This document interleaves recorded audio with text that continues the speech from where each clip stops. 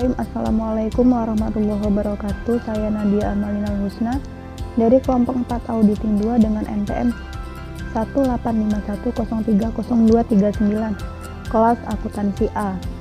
Ingin mempresentasikan summary kami perihal 8 tahap dari satu fase proses auditing. 8 bagian utama dari perencanaan audit yaitu menerima klien dan melakukan perencanaan audit awal. Perencanaan audit awal atau initial audit planning melibatkan 4 hal yang semuanya harus dilakukan lebih dulu dalam audit, yaitu auditor memutuskan apakah akan menerima klien atau melayani klien yang ada sekarang. Yang kedua, auditor mengidentifikasi mengapa klien menginginkan dan membutuhkan audit. Yang ketiga, untuk menghindari kesalahpahaman, auditor harus memahami syarat-syarat penugasan yang ditetapkan klien. Yang keempat, auditor mengembangkan strategi audit secara keseluruhan, termasuk staf penugasan dan setiap spesialis audit yang diperlukan. Setelah memahami alasan klien untuk melakukan audit, auditor harus mengembangkan strategi audit pendahuluan.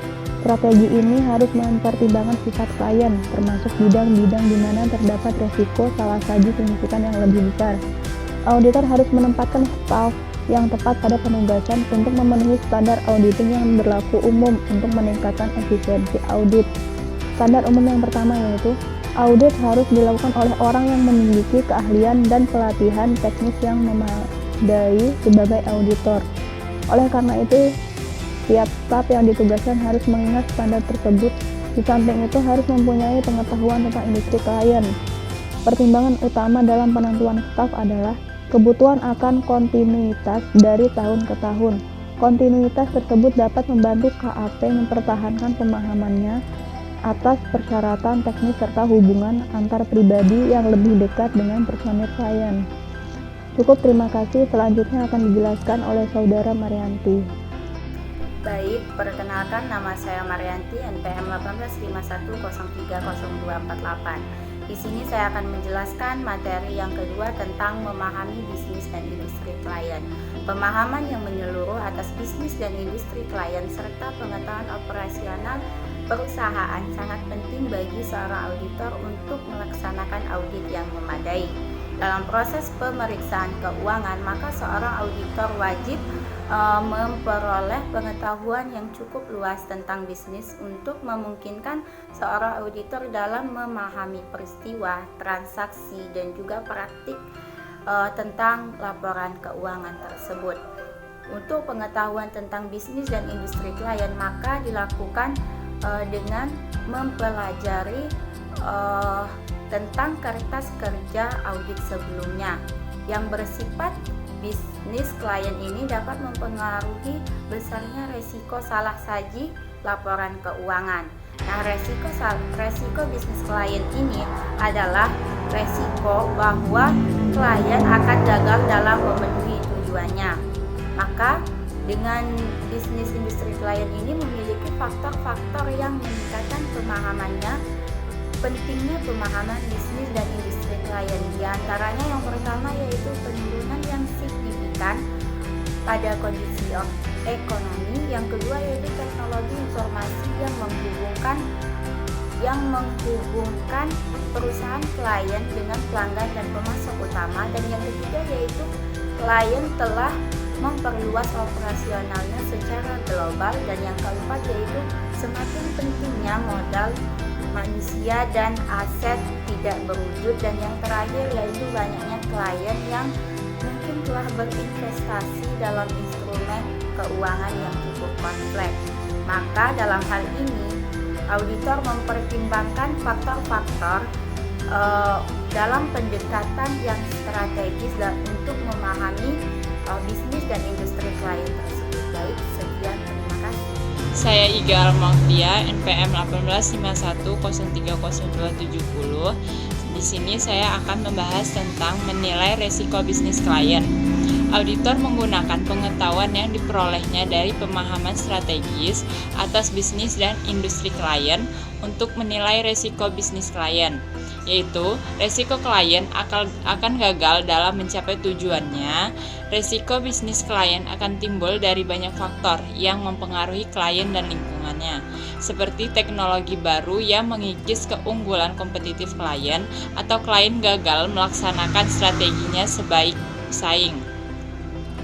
Perhatian pertama auditor yang tertuju pada risiko salah saji ini yang material dalam laporan keuangan yang disebabkan oleh risiko bisnis klien. Sebagai contohnya, perusahaan seringkali melakukan akuisisi atau merger strategi yang bergantung pada keberhasilan penggabungan operasi antara dua atau lebih perusahaan. Jika sinergi yang direncanakan tidak berkembang, nilai aset tetap dan goodwill yang dicatat dalam akuisisi dapat menurun, yang akan mempengaruhi kewajaran laporan keuangan.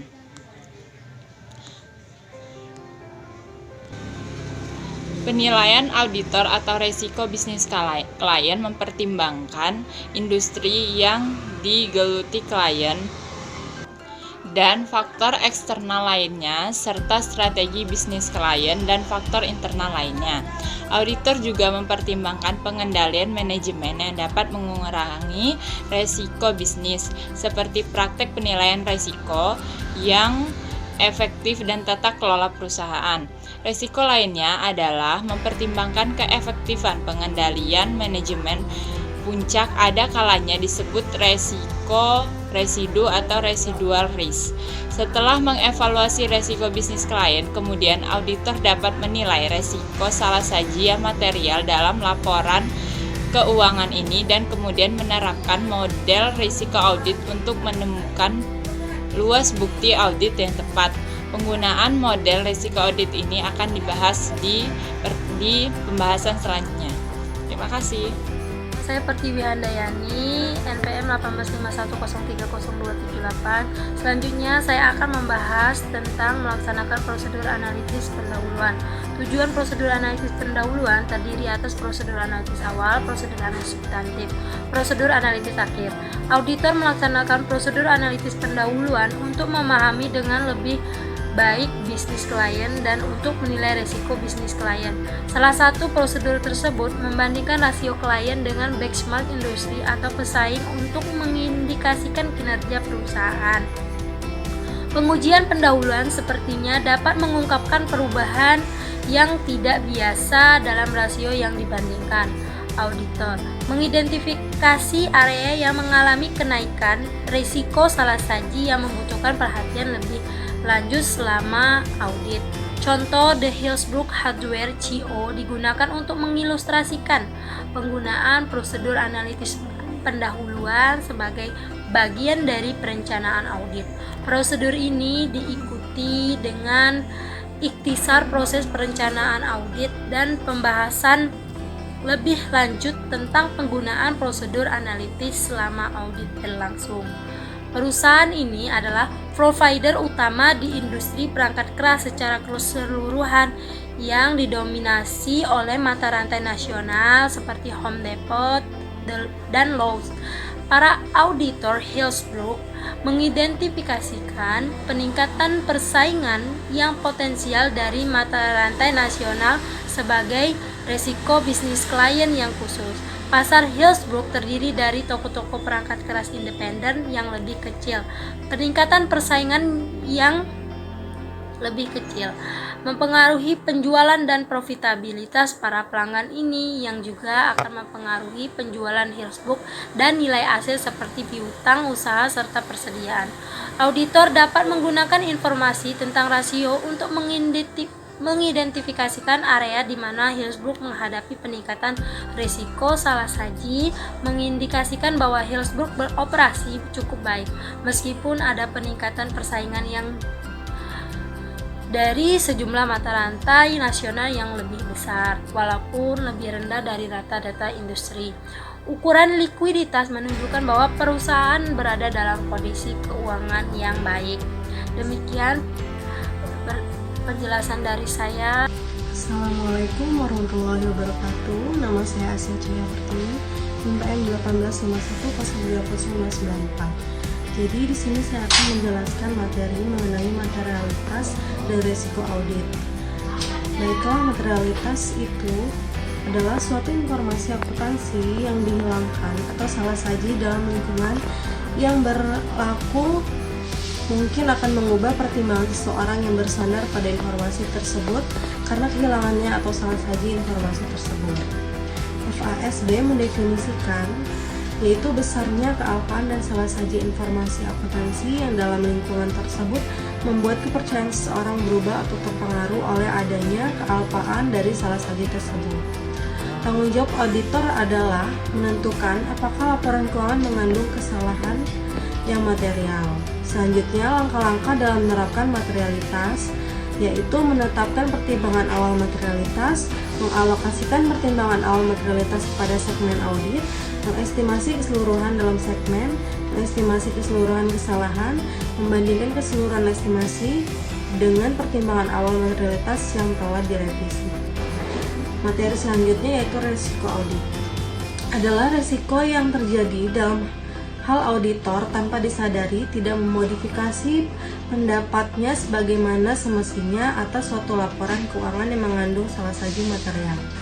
Resiko audit dibagi menjadi dua. Yang pertama, resiko audit keseluruhan yang berkaitan dengan laporan keuangan sebagai keseluruhan. Yang kedua, resiko audit individual yang berkaitan dengan setiap saldo akun individual yang dicantumkan dalam laporan keuangan. Selanjutnya terdapat 3 unsur dalam risiko audit. Yang pertama, risiko bawaan adalah kerentanan suatu saldo akun atau golongan transaksi terhadap suatu salah saji material dengan asumsi bahwa tidak terdapat kebijakan dan prosedur pengendalian intern yang terkait.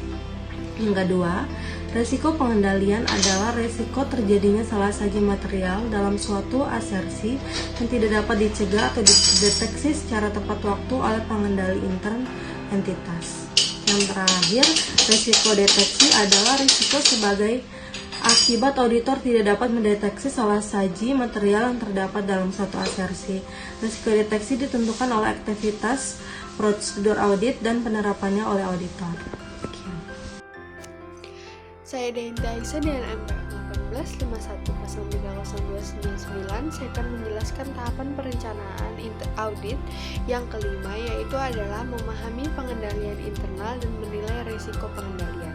Pengendalian internal adalah proses yang dijalankan oleh Dewan Komisaris, manajemen, dan personal lainnya yang didesain untuk memberikan keyakinan memadai tentang perencanaan tujuan, yaitu kendalian pelaporan keuangan, kepatuhan terhadap hukum dan peraturan yang berlaku, dan efektivitas diferensial operasi. Secara umum, auditor perlu memperoleh pemahaman tentang pengendalian internal kliennya untuk perencanaan audit ini. Secara khusus, pemahaman auditor tentang pengendalian internal yang berkaitan dengan suatu asersi digunakan dalam kegiatan, kemungkinan dapat atau tidaknya audit dilaksanakan, salah saji materi yang berpotensi dapat terjadi, resiko deteksi dan perencanaan pengujian superlatif. Yang kedua adalah penilaian resiko. Penilaian resiko yang dilakukan setelah auditor telah mendapatkan pemahaman yang cukup mengenai kondisi perusahaan. Umumnya penilaian resiko ini dilakukan dengan mengidentifikasi efektivitas implementasi pengendalian internal dengan berpedoman pada POSEI, yaitu Community of Sponsoring of the Organizing of the Takeaway Commission. Perkenalkan, saya Meilani Prateri. Di sini saya akan menjelaskan poin kedua, yaitu mengumpulkan informasi untuk penilaian risiko kecurangan. Auditor harus mulai melakukan pengumpulan informasi untuk menilai risiko kecurangan saat proses audit berlangsung dan memperbarui penilaian tersebut saat proses audit berlangsung. Auditor dapat mendapatkan informasi tersebut ketika auditor melakukan kunjungan ke perusahaan klien atau mengidentifikasi pihak-pihak yang terkait di dalamnya. Langkah-langkah yang bisa dilakukan untuk mendapat informasi tersebut yaitu yang pertama adalah penyelidikan. Penyelidikan yaitu proses meminta klien untuk penjelasan tentang proses atau transaksi yang terkait dengan laporan keuangan. Yang kedua yaitu pemeriksaan catatan dan dokumen. Pemeriksaan catatan dan dokumen yaitu proses pengumpulan bukti melalui memeriksa kembali catatan dan dokumen. Yang ketiga yaitu perhitungan ulang. Perhitungan ulang yaitu proses menghitung kembali pekerjaan yang sudah dilakukan klien untuk melihat apakah ada hasil yang berbeda antara pekerjaan yang dilakukan auditor dengan pekerjaan yang dilakukan klien. Yang keempat yaitu adalah proses analitik.